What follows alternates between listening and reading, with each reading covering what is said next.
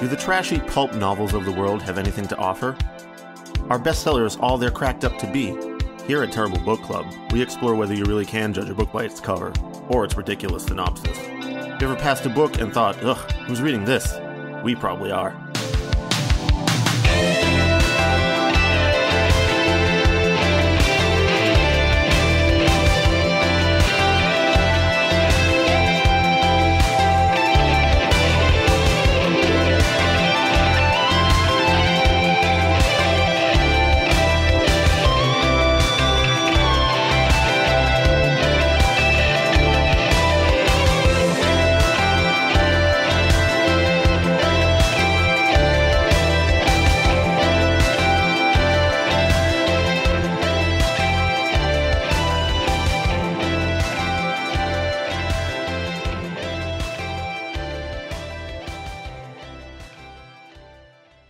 Hello and welcome to episode 151 of the Terrible Book Club.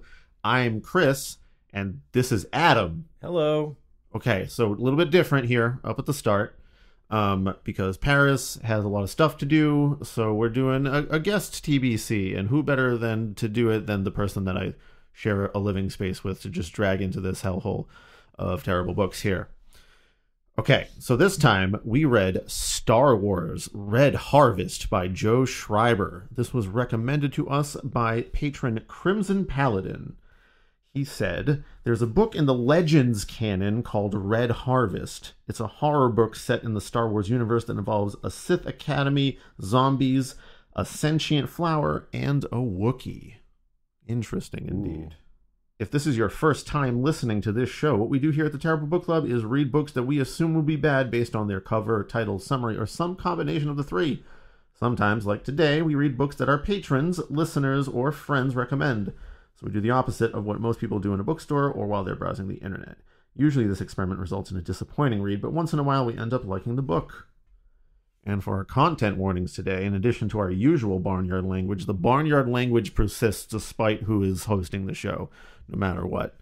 But this episode includes discussion or mention of gore and violence and zombies. A lot of that. I mean, of course, like if you have zombies, you have to have. Could you imagine? Is there a zombie story that like is goreless?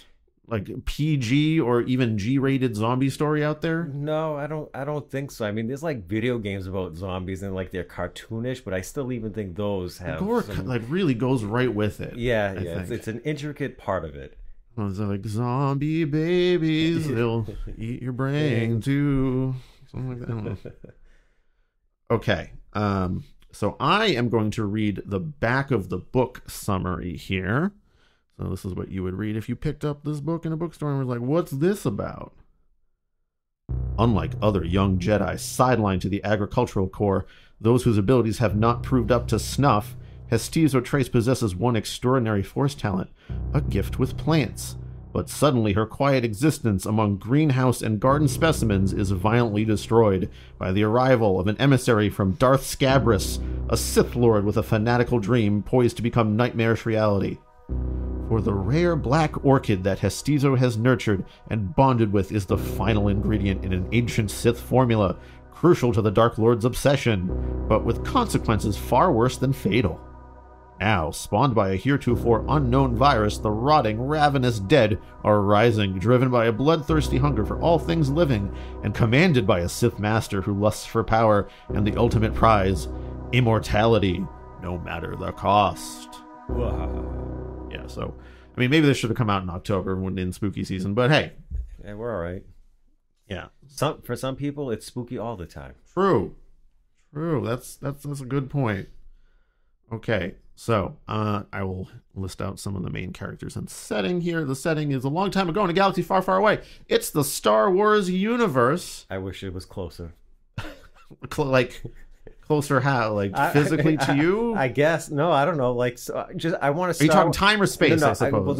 Because it's Star Wars is always a galaxy far, far away, right? But and a long time ago. And a long Star time Wars ago. is in the past. Remember? Oh yes, that's true. But so what if it was something that it's like current day in a galaxy very close to ours?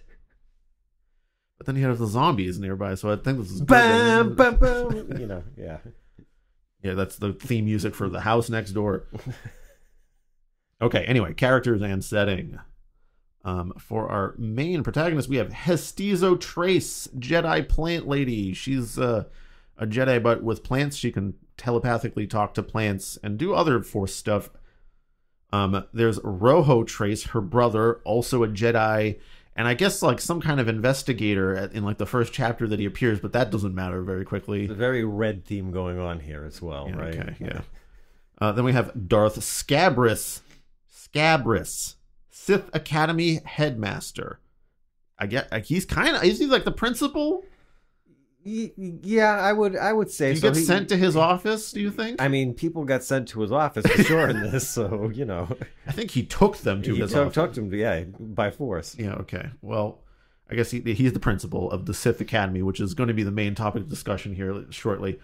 We have various Sith Academy acolytes. So many S's going on over here. Jeez. And these acolytes have names like Lusk or Ra'at or Jura or Nixter or Skopik.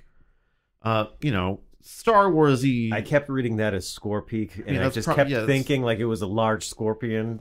Probably, I mean, anything goes. Yeah, aliens. Right? I'm going to mention two people's names here just because, like, it's got that Star Wars name syndrome here. They're not important to the story at all. First up, we have Wal Bennis, who is a Jedi agricultural lab director that I'm only bringing up because of his dumb name. His name is Wal. Yes, it's like well, what do we name this character? How about Penn Bennis? His cousin. First thing I saw in the room. Yeah, exactly. You made a good point before we recorded this that he gets speared to a wall. So, I mean, maybe just like your name is your fate, I suppose.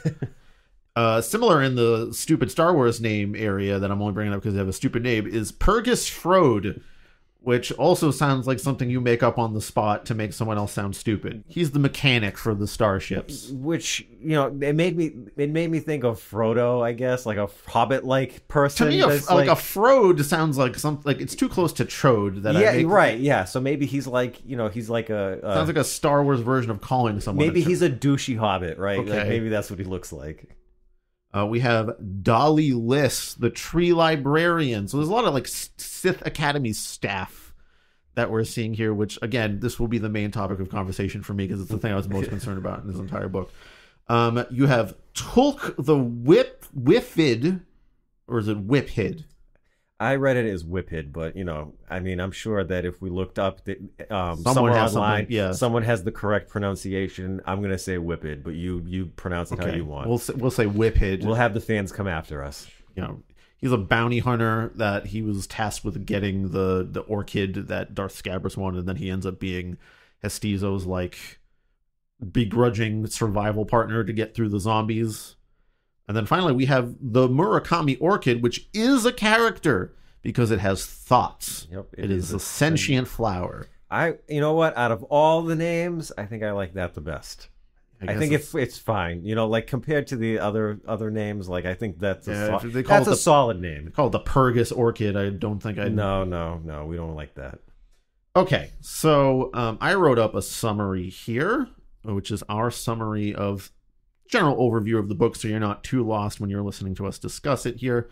We're not hitting every single detail, just sort of the main path, shall we say here. Anyway, I wrote this up about a month ago when I read the book, so this might even refill in some details for me, but we're going to have Adam read this one for us today. Things sure are Sithy at the Sith Academy. You've got lightsaber duels for dominance, mean teachers, and a headmaster that seems to only be there to do immortality experiments on students. His latest involves the usage of a Murakami orchid, a force-sensitive and apparently sentient plant that grants immortality. He found this knowledge when he discovered a Sith holocron deep under the Academy. A previous Darth had theorized that the Black Orchid could grant immortality, but never went through with the full ritual experiment, whatever. But Darth Scabrous does. First, he finds a black orchid by just hiring a bunch of bounty hunters to look for it. If you don't bring a real one, he murders you. But if you do, his experiment goes wrong immediately before he can murder you so you can get away. Tulk the Whippet was the winning bounty hunter, and Hestizo Trace was the unlucky Jedi at the Jedi Agricultural Research Center that had a black orchid on hand when Tulk came to get it. For some reason, Hestizo has to be in the proximity to the orchid or it will die, so she gets dragged along to the Academy. Scabrous has been performing experiments on students that seem to zombify them. He throws in some crushed up orchid and that makes a student that he has currently zomboed even more zomboed, and it breaks out and begins spreading the infection to everyone, including Scabrous. Hestizo and Tulk manage to make it out before being infected, but are now trapped in a rapidly zombifying Sith Academy.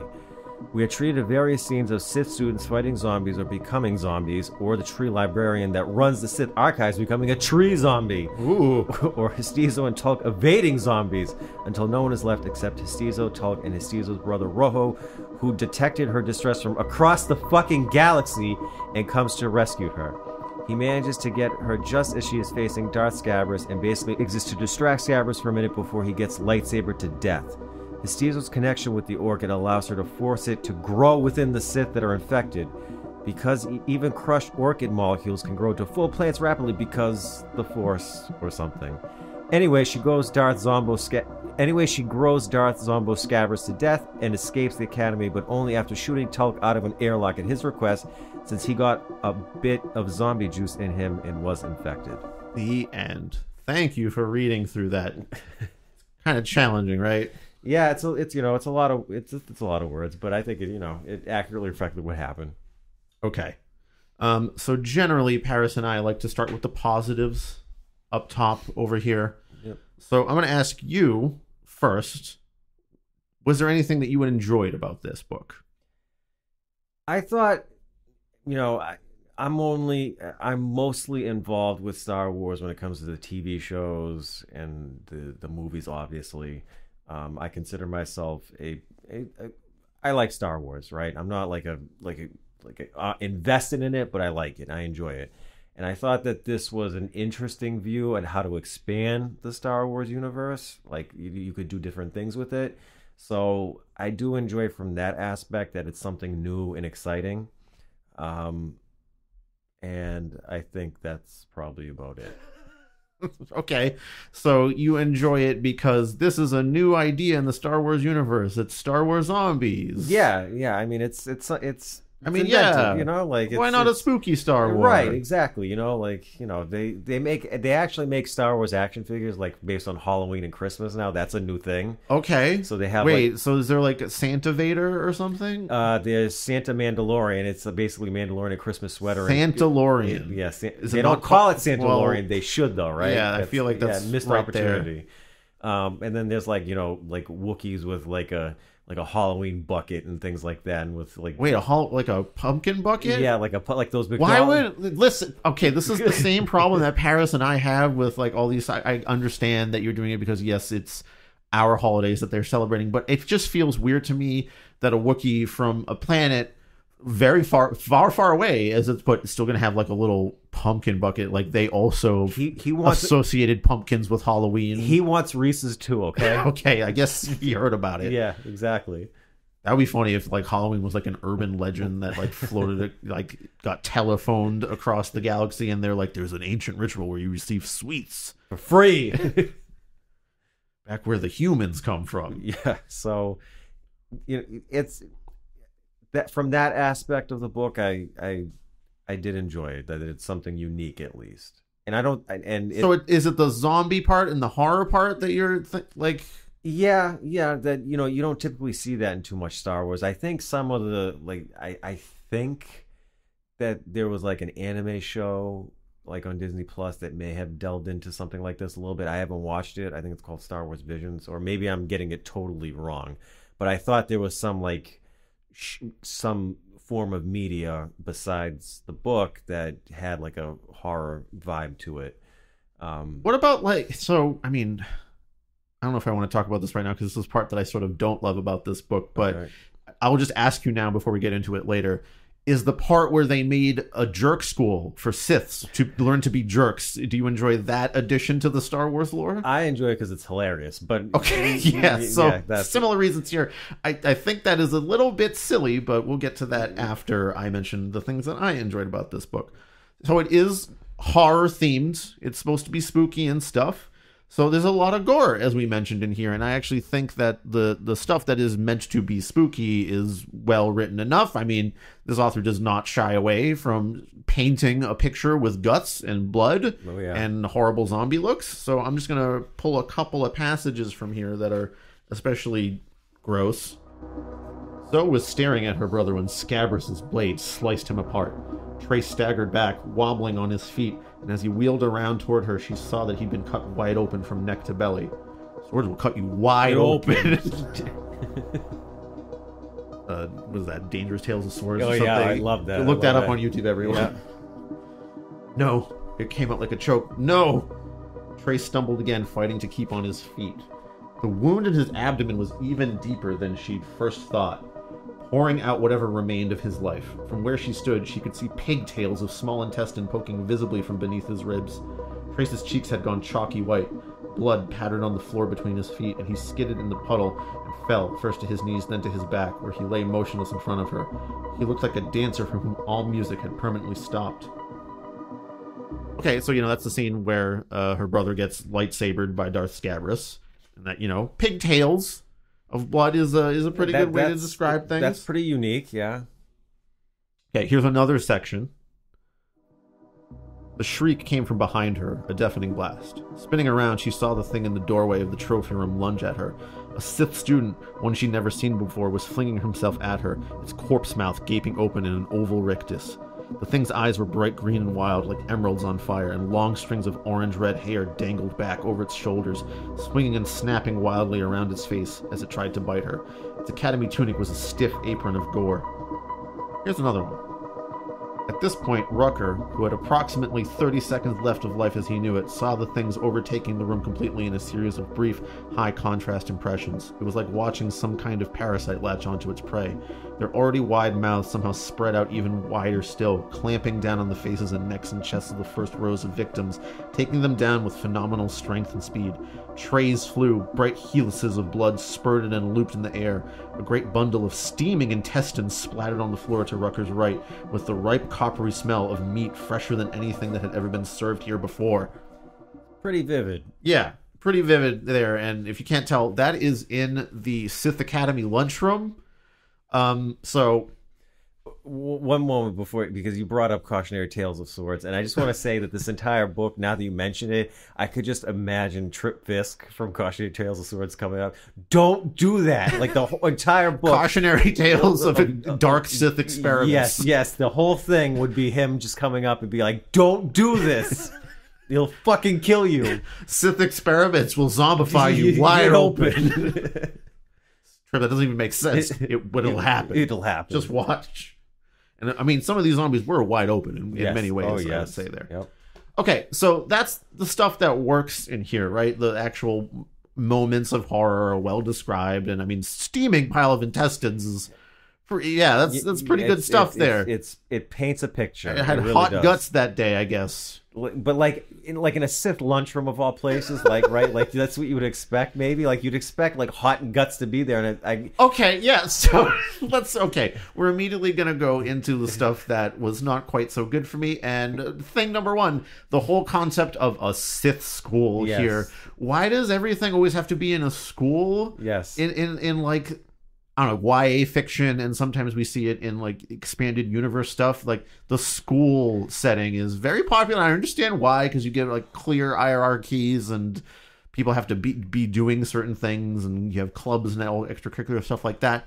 But when the school is evil school for jerks to be jerks at, it just doesn't work as a concept. Like I feel like the if they had put it on a Death Star, right, or something like some battle, cruiser or something, right, that they just put it on a ship where this guy, the Darth Scabrous, was just performing his experiments, and he took stormtroopers, right, because they're just collateral anyway, right? Yeah. Like that would have worked as a perfect setting. I don't understand why a Sith Academy it doesn't even make any sense. It doesn't even make any sense to exist. Okay, here's one thing that I thought I knew about Star Wars lore, and this is where we'll get into canon versus non-canon. I know this is from the Legends thing, which got kicked off of like official canon when Disney took over or something like that. There's a lot of stuff in the Legends area. It's pretty all-encompassing for anything that's not like officially Disney stamped or something like that.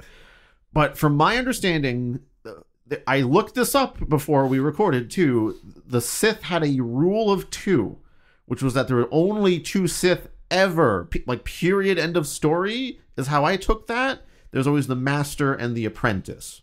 And the apprentice always kills the master and takes over as the master, and he finds an apprentice, and that apprentice kills him, because Sith are just shitty jerks all the time. Yes. Okay, so that should mean that there's no Sith Academy, because there should only be 2 of them ever.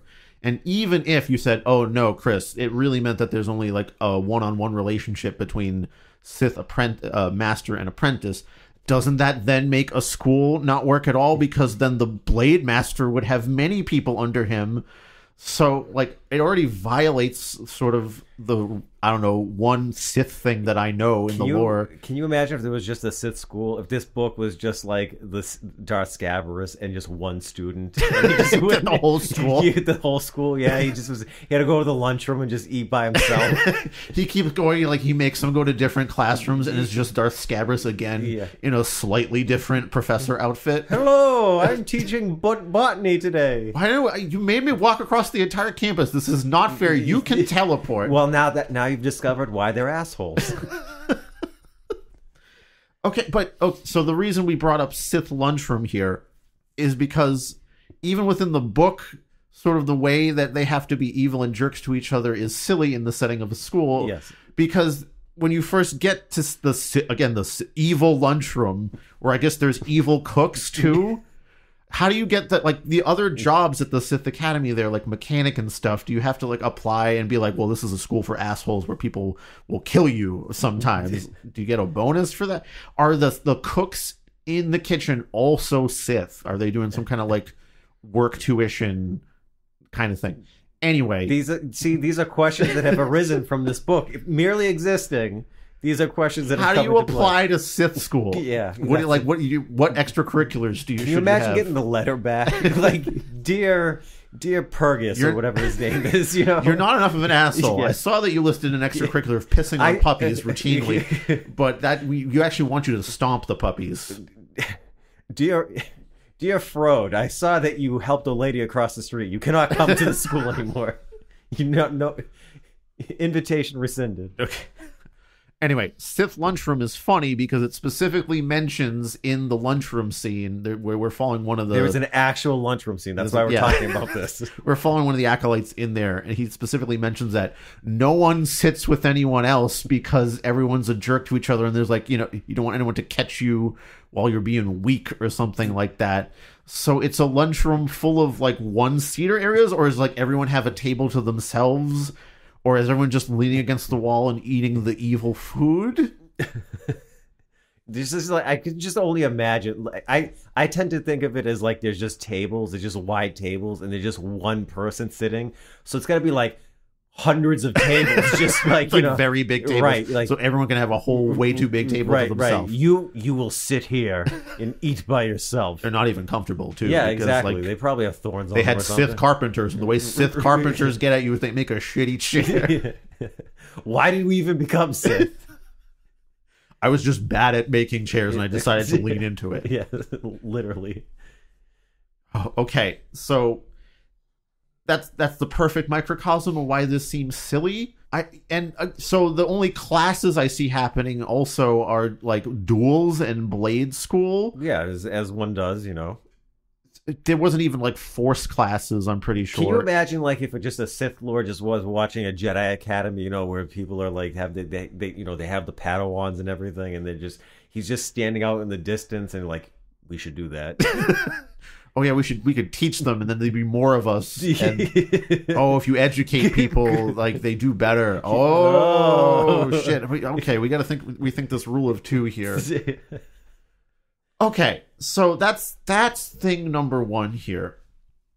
Thing number 2 is, again, when I brought up Darth Scabrous, he seems to be in charge here, but all he's really doing is abducting the Sith students and performing his black or Murakami Orchid experiments on them.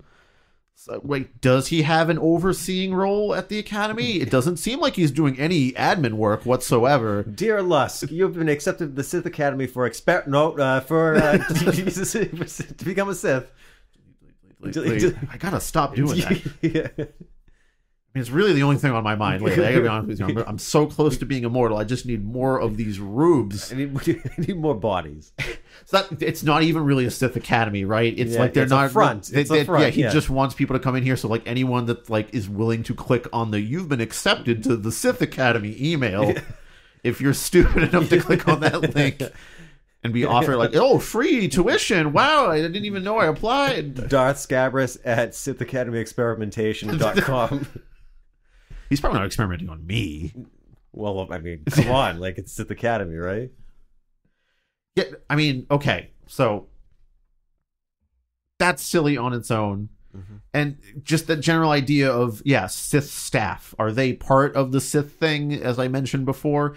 There's a tree person librarian, which I thought was cool. That's actually a decent idea. I should have put that, I guess, in the things that I enjoyed. Yeah. But that gets silly later. There's a scene with the Sith librarian is a giant tree that is sort of wrapped within the archives of all the Sith books, which he keeps nicely instead of shittily, because I guess, I don't know, he wants to preserve all the Sith data, even though they're routinely like hiding holocrons in places where people, it's like forbidden knowledge, but also kind of not. This is like the top level Sith. Maybe they want to make it a game, I guess. Hide and seek or something. Got to put some of the normal, like the evil recipes for your shitty food, or like how to make a shitty chair. That's in the Sith library. That's the scavenger hunt, is just Anyway, he's a cool tree guy, and he gets zombified too, but I'm pretty sure Darth Scabras biting him too, which I feel is kind of silly. But apparently the sickness, the infection can still spread to tree people too. Can we talk about that? How it's called the sickness? Yes. True. So immediately, you have to think, wait a minute, was this name inspired by Disturbed? Are they down with the sickness? I mean, they clearly were, right? Can you feel that? Oh, shit. Hold on, let's see when this was copyright. Copyright 2012, so well after Down with the Sickness was a thing. So maybe the author was inspired by Down with the Sickness. True. The harrowing bridge where I wanted to read the singer's mom breaks into the studio and beats the shit out of him. Well, that's why all the Sith are there, right? That's why they're assholes, is because their moms beat the shit out of them and sent them to the Academy. Well, that's unfortunate. That's a darker palette on. Well, I mean, it's Sith Academy, right? Yeah, it's true. Come on. Like the other thing too is, like, I really wanted when I read that it was called The Sickness, I was hoping one of the zombies would just go wah all of a sudden. That would have been great. It released a noise that sounded like guttural noise. Okay, so I did actually like the tree librarian thing, but there's one thing that I thought was pretty funny too, which was that after the tree is zombified, it's a tree, right? So zombies like to consume their own kind, right? Mm-hmm.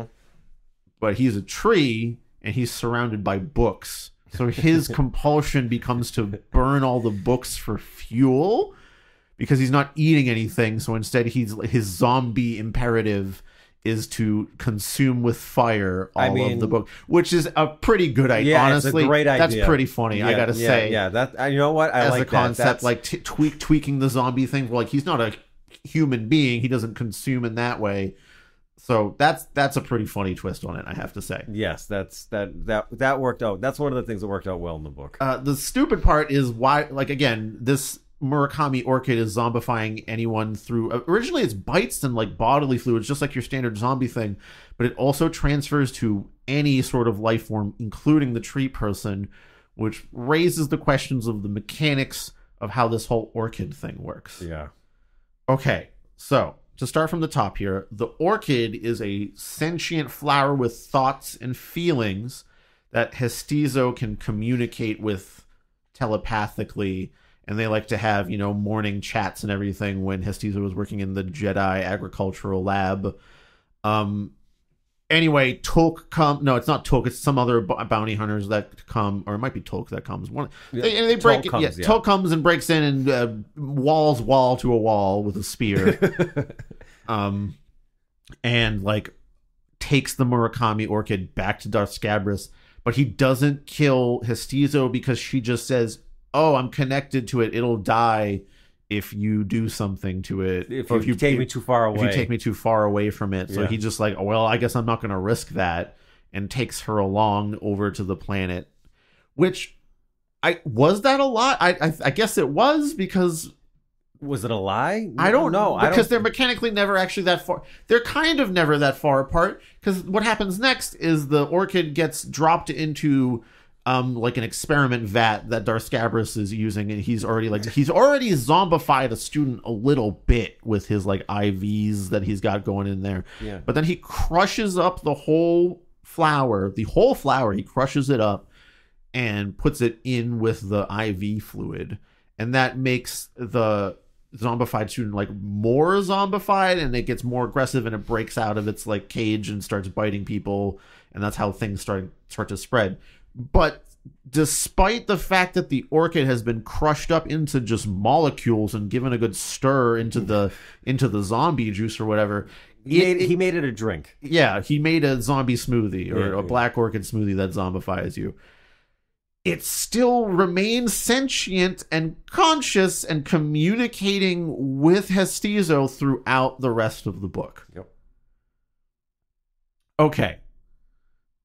So why does it still have a thought, like sentient thought, if it is rendered into molecules? It is literally pulverized. Literally pulverized. I guess you gotta wave your hands and say, like, Force ghosts, because Force ghosts are a thing. Can you imagine, like, at the end of Return of the Jedi, where they have, like, Obi-Wan Kenobi and Anakin, and all of a sudden, and Yoda, and then right next to it's the flower, just as a Force It's like, ghost. I also learned how to Force ghost. Yeah. I'm just here, too. I thought you guys were all hanging out over here, so I came in. What did you do? I turned everyone into a zombie. I just wanted to hang out with the teddy bears.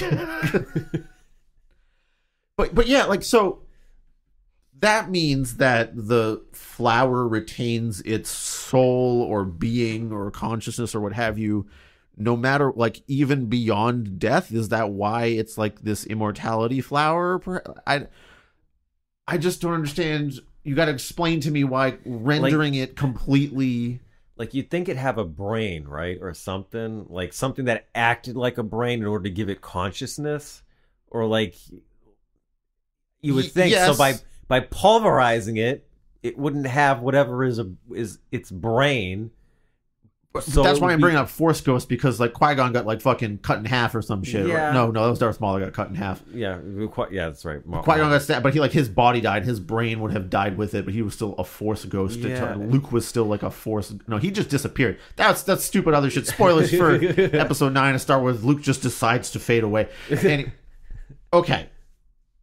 So the other thing is that the orchid, because it communicates with Hestizo still, she can choose to give it mental commands to grow, once again, from literal powder or molecules or very small sizes to be able to sprout out and destroy the zombies. But only sometimes, because doing that makes the flower go, ow. So it can't do it all the time because it's in pain. So this is one of those things where I thought, like, it's a little, like, I mean, I guess this book was written back in 2012, but you see this like new thing within zombie media, I want to say, where like it's like mold and like plants and stuff that are causing people to become zombies rather than like bites and stuff like that. So maybe this predated that whole thing, but it's just interesting that this went that route with it. I mean, a plant matter that turns people aggressive and wild and zombified, I'm sure that's existed for quite some time in folklore and things like that. But I guess what I'm trying to get at here is I don't understand a lot of ways that the sentient flower can still retain sentience as it was dispersed throughout other beings, and a lot of the stuff using the flower feels just like a very thin plot device to get certain scenes to happen. Like, Hestizo can get out of a zombie horde that is in front of her because she can command the molecules of the orchid that have been suffused. So, okay, here's another thought I just had. So it's been pulverized and crushed, and it turns one person into a zombie, and then that zombie bites other people. Is the flower molecules being passed through the bite into other people, which is why those flower particles exist in the other.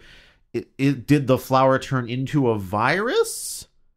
Yeah, I mean that's a good question. Like, what is passing through to the other students to turn them into zombies, and how? Because like that dude got the powder in him, the original zombie got the powder in him, and like seconds later, the teeth were enough to get Scabrous infected as well. So the particles were able to travel through his bloodstream and into his, I guess, saliva extremely quickly. Maybe there was like enough of it in the air in the room or something after it was pulverized. Like it was. Like, he's not even like that. He's just like crushing it up and throwing it. It's just like a big dust exactly. Like, it wasn't the bite. He just breathed in a lot of the particles. Yeah, exactly. Maybe we went on N95 or something, Darth Scabrous. No, that's good to do, and therefore I won't do it because I'm evil. Fuck safety. Okay. That flower mechanics don't really make sense. No. The whole growth thing is obviously just a plot device to get Hestizo out of any fight that is a little bit too overwhelming for her, that she can't just run away or sneak away from. But the limit is that the flower goes, ouchie, that hurt, don't do that again. And she just screams, grow, fuck you, just grow. Yeah, I mean, I know as your friend and caretaker, and this puts you in immense pain, but fuck you, grow, because I'm going to die. They established that, like, I mean, she's a botanist, right? And, like, she's working and she's speaking with this orchid as if it's her friend, right? And she's just like, no, fuck you, friend. Like, you're going to do what I want to do to get out of this situation. And you're just going to grow and put yourself through pain. You don't even really exist anymore, but apparently your molecules are floating out. Yeah, spiritual pain, I suppose, if you don't have a... Okay, so once... All of this. Yeah. All this is just real messy, and you have to keep going, okay, I guess, fine. Yeah.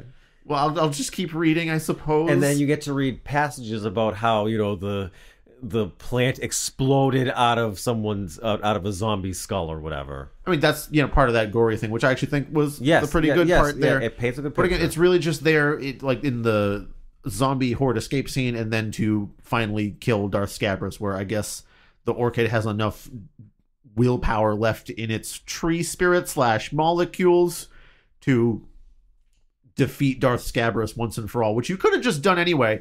So here's the other thing. Rojo Trace didn't need to be here, died needlessly for no reason, served no function in the plot whatsoever. He was cannon fodder. For like a second, too. Yeah. He's literally like, okay, so this is Rojo Trace's path. When he first appears in the book, he is light years away from Hestizo, who is at the Sith Academy at this point. And he can feel her anxiety across the galaxy because he's connected with his sister.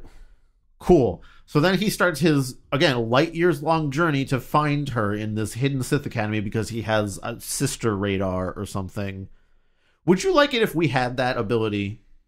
I'd find it uncomfortable. Right? Like to be always able to know where the other one was. Yeah. I guess useful sometimes, but mostly it would probably feel a little bit weird. Yeah. Like, you want your privacy too, right? Like I don't need to know exactly where you are at all times. He's in the bathroom at JFK UMass again. It's gross in there. Don't. Okay. The anxiety of using the JFK bathroom. Actually, secretly, the JFK bathroom is good because it's behind a door that's next to like another door that says like employees only. So people assume that other door is also employees only. So the JFK bathroom actually isn't that bad. Oh, well, hot tips if you live in Dorchester. The rest of the station looks like a bathroom, so true. But that one spot is probably the safe zone if the rest of it crumbles. All right, good. I'll be taking a dump in there one day, and the only survivor. Okay, so Rojo Trace starts coming from across the galaxy. He was on some kind of Jedi police business at the start, and he was like, actually, fuck this. I gotta go, guys, because my sister is in trouble. Shows up 10 chapters later at the Sith Academy, starts carving his way through some zombies and fighting his way through to find Hestizo. Eventually runs up right when she is about to get chopped by zombie Darth Scabrous, who's still using a lightsaber. He can hold back the zombification a little bit because he's evil enough or something. Yeah, mega evil. So, but he's still kind of extra aggressive, even though he's already a jerk. So I don't really know what the difference is here. Anyway, he's about to stab Hestizo, and Rojo is there just in time from literally just like dashing across the fucking galaxy. Rolls up just in time to get cut in the gut to like save Hestizo, and then she just tells the plant to grow anyway. So imagine like as if he ran stomach first into a lightsaber from light years away. Why wasn't she telling the plant to grow immediately when she saw her brother running in? Like, she was trying to tell it, but like it again, she was trying to tell it to grow, but it didn't have enough willpower to do it until that very moment after or whatever. But Rojo didn't need to be in this book. You didn't need to include a character that saved his sister in just from one sword swipe. You could have just deleted that character from the book. There's not really any dramatic tension that finds up there. Nope. You don't even get a triumphant moment of them like fighting together or anything. Right. So, which would have been cool, right? Like you want like a brother sister like at least give me like a couple of pages of that. Yeah. Right. Yeah. Well, that brings up a good point. Like the chapters in this book were literally like 2 pages sometimes. Yeah, weird pacing. Yeah, I would say. yeah, and some chapters were like, you know, a good 10 pages, and then like you go to the next chapter, 2 pages, and then the next chapter is like 3 pages. It's like, what's going on here? Like, why is it flowing like that? I would say, yeah, uneven pacing is definitely an issue here too, because I mean, you do have your extra violent, like run from the zombie hordes kind of things, but then you'll get hit with Rojo Trace, like coming from across the galaxy chapter. Or like him sneaking through the snow while there's like another thing happening with the zombie library that you were much more interested in, because I was much more interested in the zombie librarian tree guy. Oh, of course, than anything else. Yeah, and that's just a light complaint there, honestly. Amidst all the orchid mechanic stuff and things like that, that was the more confusing part. And again, how this fits into like Star Wars lore, Jerk School just makes no sense to me. Jerk School's the best by far. It's just, you know, just everyone sitting at lunch by themselves. You can't have an institution that is dedicated to like uplifting everyone that is staffed entirely by jerks to learn how to be jerks. That's the other thing too that I was thinking about is like, it seemed like they were trying to like paint some sort of sympathy towards some of the characters, and it's like, why? They're Sith. Like, they want to be evil. They're here to learn how to like murder good and shit. Right. So why do I care about this kid struggling to like get ahead in class? I shouldn't at all. Like, he became a zombie because I got a D in stabbing. Right. Oh. Damn it. God damn it. Like, because you don't know anything about these characters beyond the fact that they are literally at the Sith Academy. Like, that's all you know about them. Yeah, you don't know where they came from or anything. They got Star Warsy names and stuff, like Ra'at. Ra'at, just put it, it's like Rat, but I put an apostrophe and I added an extra A there. And so, like, Star Wars names are generally kind of silly here. These are lower tier Star Wars names. Even Darth Scabrous. Yeah. That doesn't seem like... I imagined a giant scab walking around the entire time. He did get pretty gross by the end. Yeah. But, like, that feels like the C tier name in comparison to, like, Darth Plagueis, which is, like, also sort of a diseasey name. Yeah, it's a dumb name, but it's cool at the same time, you know? Like... How do you... Like, Darth Sidious. Oh, he's insidious. Like, but... Darth... How do you get your Darth name? Do you choose it yourself, I'm guessing, right? You know, does your master choose it for you? I think your master does choose it, because you remember when Palpatine was like, "Rise, Vader." I think like there was, I think there was the scene where like Palpatine named. So Darth Scabrous was named by some other guy. Like, you look like a fucking scab. Yeah, Darth exactly. Scabby or something. Yeah, you're just the most annoying student I've had. So now I just want to pick you. And remove you. Exactly. Get out of here. We're done with you. But like, okay. So you change your name when you become a Darth, right? Anakin Skywalker turns into Darth Vader. Yeah. And but like, what I want to know is, can you get up to Darth level if you're Sith Academy staff? Like, if you're also a Sith, are you going to be like Darth Evil Cooking Lady? Yeah. Evil Lunch Lady. Darth like Moldy Bread, or like Darth Bread Moldo or something. Moldo. Darth Moldo. Darth past expiration date. Darth Bad Pasta. Darth too much pepper. Too much pepper. Too It's just much. really like I'm just sneezing a lot. Back off a little bit, please.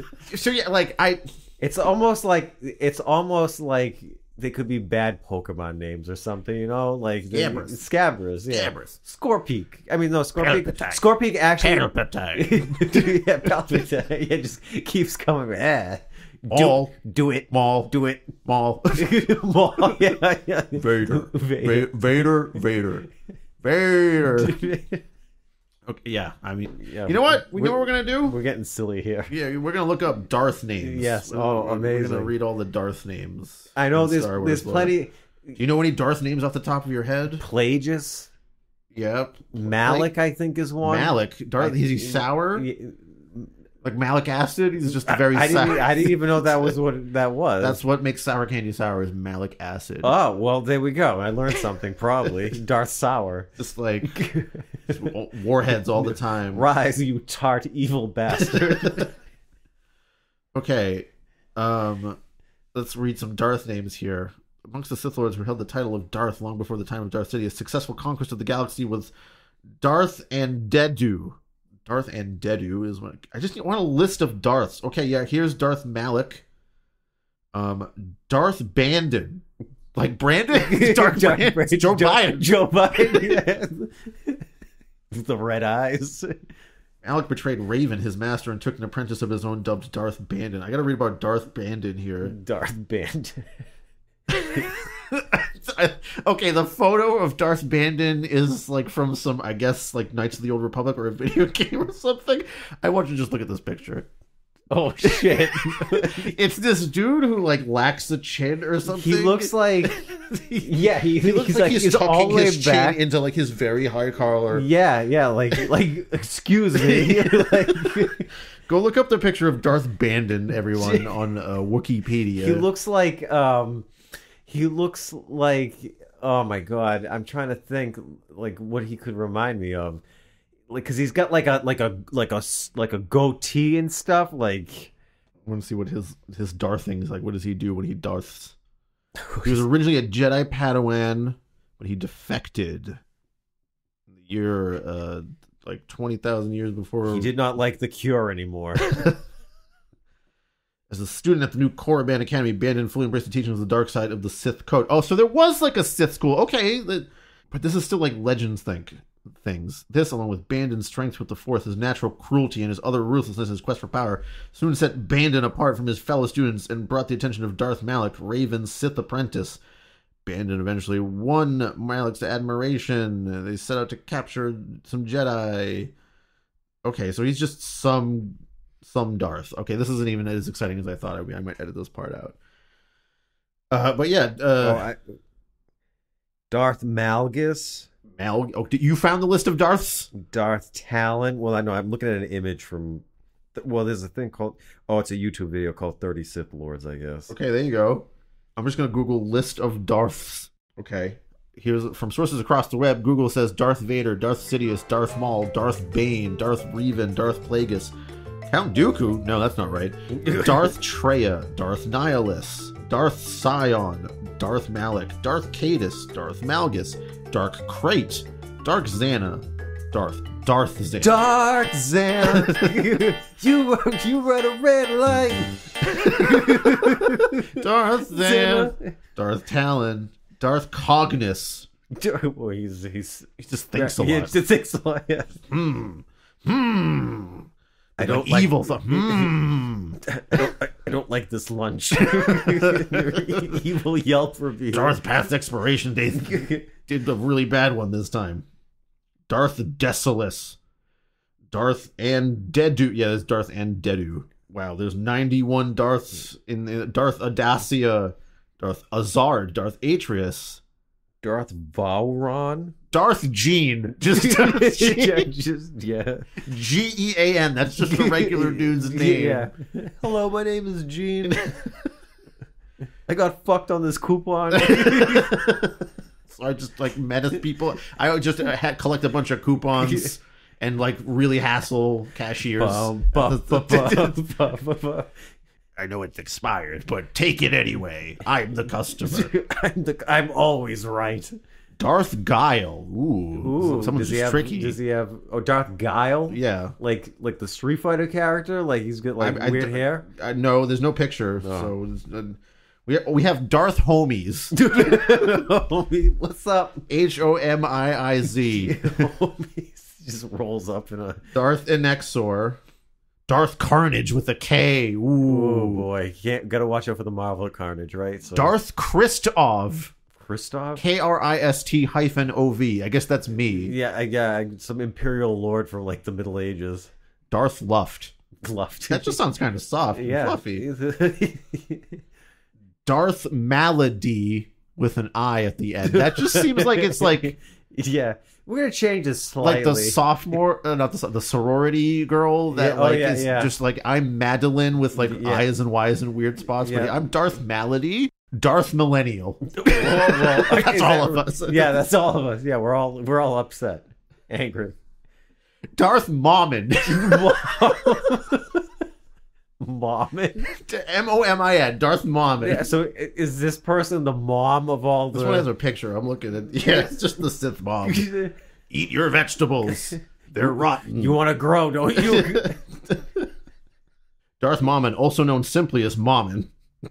Well, of course. I mean, at a young age, his artwork led to his imprisonment by those who found it disturbing and repulsive for the materials. He was an artist. He was just like a dark artist. He was just Sith. He showed off his shitty pictures. He was an exhibitor at the ICA, and all of a sudden his exhibit didn't go well. All right, Darth Ramage. Ramage. That can't be real. Look. I mean, it's on Wikipedia, right? So I guess... It might be Darth Ramage. No, that's Ramage. Ramage.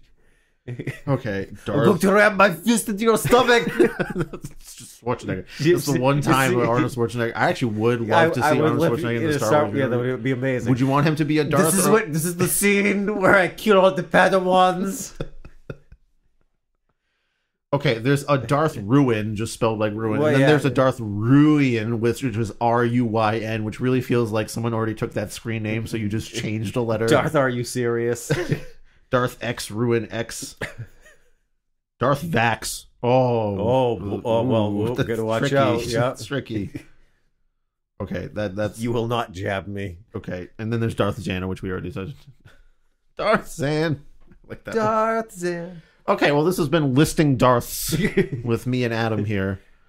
One other thing before... Can we talk about the cover of the book?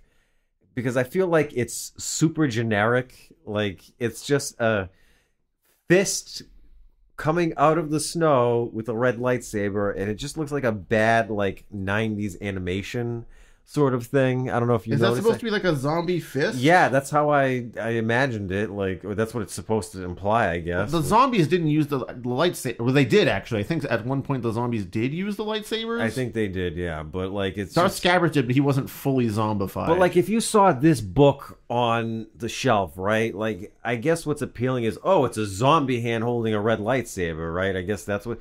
But, like... I don't know, like, I try to make it, like, more, like, alien-like or something because it's Star Wars, right? This just looks like a literally a generic zombie hand holding a lightsaber. I mean, that sells what's happening here, right? Or it looks like Star Wars. Viva la Resistance, right? Like, True, it's like zombies. The uprising from the snow. Right. We're tired of this shit. We're joining the resistance. I don't know what your zombies are. I did have a thought. Okay. I mean, like... We're talking about zombie media here, which was, kind of the hot shit for a while, for quite a while. I feel like it died off. Yeah, I think the Walking Dead was a huge part of that. I think people, like, because The Walking Dead's been going on for ages. I don't even know if the actual show has ended yet. I think there's spin-off shows still running. I mean, I remember watching it in the beginning and enjoying it, because it was entertaining, but then it got super depressing, right? And it just was like, I don't want to watch. I'm already depressed about other things in the world, right? Why do I have to watch a show that's constantly depressing? So, and I think a lot of people felt that way, and like that's why, there are interesting things to do with zombie media, like this book. It's interesting enough in that regard. Here's the thought that I had that I want to present to you here. Okay. Okay, here's my interesting twist on zombie media. Okay, we've done all that. We've done like Marvel zombies, superhero zombies. We've done zombies that can think and are sentient and are nice people, like iZombie. Yep. We've done all these kinds of things. Here is my twist on zombie media. To humans, zombies taste delicious. Oh. Imagine if like some guy was like, you know, in the mid, like, you know, the zombie apocalypse classic scenario, and one guy just is like, fuck you, I'm gonna bite you, and he bites a zombie, and he discovers that they taste amazing. Like how zombies feel about us is how we feel about zombies. And then it's a fight between humans and zombies of who can eat the other one first. Well, that's... But here's the other so there'll be human hordes going up against zombie hordes trying to eat each other. But then the problem there, I feel, is like, okay, the humans have to turn people into zombies, right? If they get rid of all the zombies, or is there like a zombie farm, right, where they just pop out? I'm picturing this as like an all-out war constantly happening, where there's just, you know, they're going back and forth at all times, and until like one faction is just decimated and that's it. Like essentially, but if we did find out zombies were delicious, we would have zombie farms. There would be zombie meat farming at that point, which is a whole realm of fucked up. That could be in the sequel for sure. After that, for like some true horror. There's the comedy set up at the start, which is all about eating zombies, but then the second one is like truly fucked up when the zombie meat farming starts, which is. I can already think about 10 ways that could go fucking terribly at the start. So yeah, the thing that you have to undo there was like, if you eat a zombie, do you turn into a zombie? Which you would have to say no somehow in this. Like, yeah, because then you're becoming delicious too. Like as long as you don't touch their teeth, then the virus won't spread. Maybe you just have to cook it, right? Yeah, okay. You just have to cook them. Yeah, true. So like that first guy, he does turn into a zombie eventually. Right. But he does still discover that raw zombie is delicious, but cooked zombie is like so fucking great, guys. Yeah, like he becomes the Gordon Ramsay of zombies. Hell's Kitchen, but there's like zombies in the back, and they gotta like wrangle them and like then try to like, where's that foot? It's rotten. Well, yeah. Yeah, that's the point, right? Gordon, that's the point. Yeah, Hell's Kitchen with zombies. Oh my god. Yeah, it is Gordon Ramsay that's the first to fight a zombie, because he's just like, oh, fuck off. Oh, this is bloody delicious. But he has to run this now, right? Like, that's like... Season it with a beautiful salt and pepper. Little onion, little oil. There we go. Delicious. Oh man, that's an idea that needs to happen. Like just the Gordon Ramsay cooking zombies. Yeah, it's just like, oh my god. Okay, so that's my submission. Feel free to take that as you will. Turn into a story if you want. Please, Gordon Ramsay, turn this into a show. If you I would watch it. I just want someone to, I guess, write the fan fiction about Gordon. Yeah, about Gordon Ramsay. I would read it. If you make it a TV show, I'd watch it. You know, like. If you can convince Gordon Ramsay to star in some kind of like meta comedy about like cooking zombies, I think he seems pretty like he's not super serious all the time. Like he likes to like, you know, be a fool about something. So that I think you can see the humor in that. Gordon Ramsay's Zombie Hell's Kitchen. Okay, it's cooked. Not raw. It's not raw. I don't know what I want. You want anymore, Gordon? You're so confusing. Do you want it rotten or not, or raw or not? Please, just. I don't even know anymore. he breaks out crying. Yeah, no, this is question. I don't even know anymore. This is question his whole career, right? It is rotten, and I like it. Oh no! Look at this mold. Let's slather it on this. Beautiful mold. Yeah, beautiful, delicious. Yeah, exactly. He just like goes way hard in the other direction. He just starts eating like disgusting shit. Yeah, exactly. Yeah, he only has the filthiest kitchens. Right? Yeah, it's like Gordon Ramsay's actively looking for the filthiest kitchens across America. Beautiful, beautiful. There's piss in the corner. Oh, someone's shit directly in the pot. Moldy carrots. Okay, that's our alternate universe Gordon Ramsay there. Okay. All from a Star Wars zombie book. Go figure. Okay, let's get back on track. We're really going to get backtrack on one thing here. Can we fix this? Longer chapters. I feel like I don't know if this book had to be its page length. Mm-hmm. You know, maybe maybe you could expand upon some characters. Maybe you can get rid of some characters, right? Like, just because a bunch Rojo of them, does not need to be there. Yeah, there's a bunch of cannon fodder anyway, just for them to become zombies. Like, do we need to know the names of everyone who becomes a zombie? No. Like, we don't. I'd argue probably like 50% of the characters that become zombies, we don't need to know their name. We don't need to know anything about them. We don't. Just some Sith jerk. Right, some Sith jerk, exactly. So I think that would help it. I think, like, I presented the idea earlier where just changing the setting from... That was a fantastic fix, actually. Yes, just on a space, on a Star Destroyer. On a Star Destroyer, exactly. Just put it out there, right? And because it's enclosed, right? So then you have zombies on a Star Destroyer piloting a Star Destroyer potentially. I mean, that'd be a pretty cool idea just to read about, right? So I think those are my main ideas on how. I generally agree with you there. Like, Rojo Trace doesn't need to be there. I mean, get more into the zombie action. If we're leaning into this and it's just like popcorn horror, like, just do that. Don't do the plants either. Like, I think that was... Yeah, I mean, I guess that's the mechanic to bring a Jedi into it. Literally, it's just there. Like, you have to keep me near the flower. That's the reason you got to take me over there. But like, if they wanted to bring a Jedi into it, all you could say was, well, a Jedi heard that like there was some shit going on, you know, and they went to go investigate. Yeah, Rojo could just be like the Jedi cop that he is anyway. Right, exactly. And he brings Hestizo along because, I don't know, she was like in the family space RV or something, and she's like, bring me along. He's like, fine. Or maybe the orchid is the cure for the zombification, right? Like, maybe, okay. But then you have to deal with Scabrous trying to find... Like, Scabrous becoming a zombie could be his whole immortality thing, right? And then but it doesn't have to come from... You're right. It could just be he started some bullshit there anyway. Right. And then they have to go there and they find out that the plant is the cure. And then you have a dramatic cure scene where Hestizo has to crush the Murakami orchid. And it's like, no, don't. And then he just does it anyway to cure everyone. A noble sacrifice. Or like it comes around eventually on that. I'm not dead. I'm actually still here despite being rendered into particles. All right. That's pretty much it here, man. I gotta say, thank you for sitting through a terrible book here. So, I mean, you did this once with us before with Final Fantasy VII On the Way to a Smile. Yep. Which was probably a little bit more bearable for you. Yeah, I'm not a huge horror fan as it is anyway. I mean... It's not that this was unbearable to read either. Not awful. Yeah, it's not awful if you're into this sort of thing. I think want Star Wars Zombos. Right. Here's a Star Wars Zombos. Right. That's how I'd approach it. Like it's a fun read, I guess. Right. Like just to be able to explore this part of Star Wars.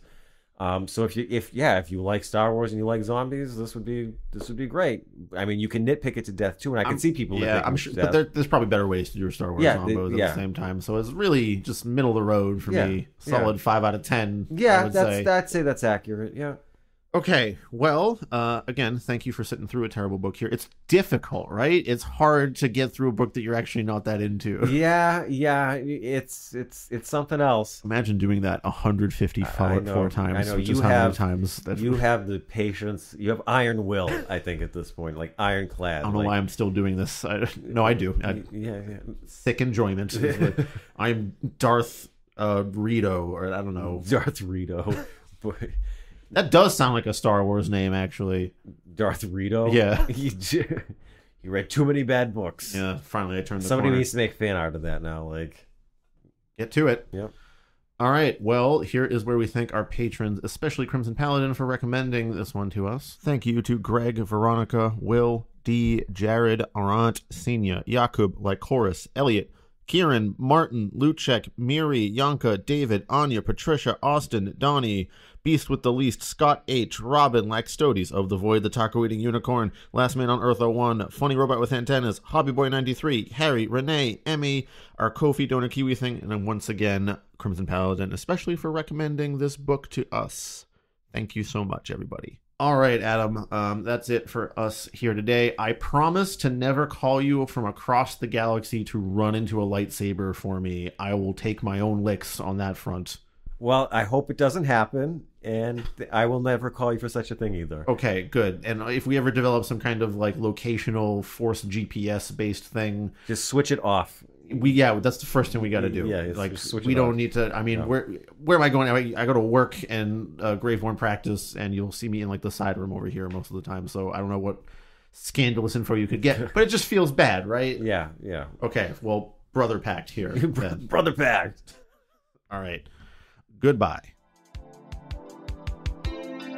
Thank you for listening to another episode of Terrible Book Club. Terrible Book Club is an independent podcast produced by your hosts, Paris and Chris. Sound design and audio editing by Chris, with sound effects and music by Epidemic Sound and sometimes also Chris. Our theme song is Kiss by Yearn, which is, you guessed it, actually also Chris. You can find more of his soothing synthy sounds on Bandcamp at yearn.bandcamp.com. Do you want us to review a book of your choice on the show? Do you want access to some extra audiovisual weirdness? If so, become a patron at patreon.com/terriblebookclub. If you'd like to send us a one-time tip instead, you can do that at ko-fi.com/terriblebookclub. You can also support TBC for free by sharing the show on social media, following our accounts on YouTube, Twitter, Instagram, Facebook, or Goodreads, telling your friends about your favorite episode, or by leaving a review on Apple Podcasts, Podchaser, or anywhere else on the internet. To send us book recommendations or your adorable pet photos, send an email to terriblebookclub@gmail.com.